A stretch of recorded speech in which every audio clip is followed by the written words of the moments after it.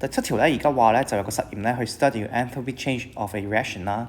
咁嗰個 variation of temperature 咧 of the contents in the reaction container 咧，隨住時間咧佢嘅轉變咧，就係會 plot 咗喺下面呢個 graph 啦，就係佢個溫度啦，隨住時間又會點變化咧。好啦，咁樣我見得到咧，其實而家咧嗰個反應係第3分鐘咧先會發生嘅。咁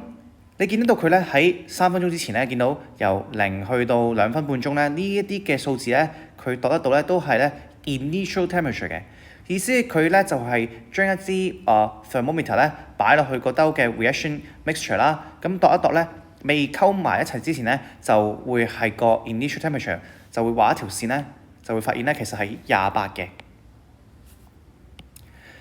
咁然後咧，當佢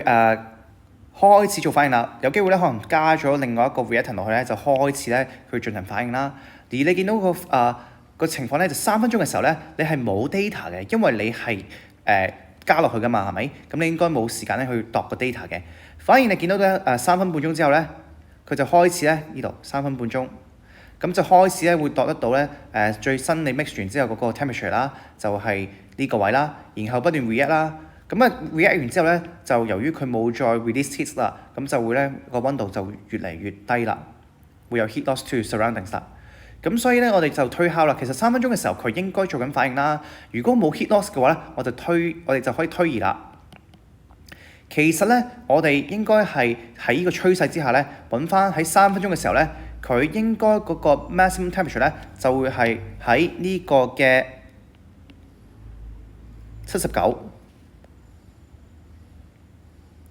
assume 冇 heat loss 嘅情況之下，咁即係意思咧，佢由28提升到79咧，個 temperature rise 咧就會係51。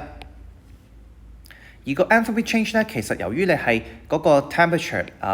係上升咗啦，所以咧你就會係一個 exothermic 嘅反應，所以咧就係一個你個數字應該係負數啦，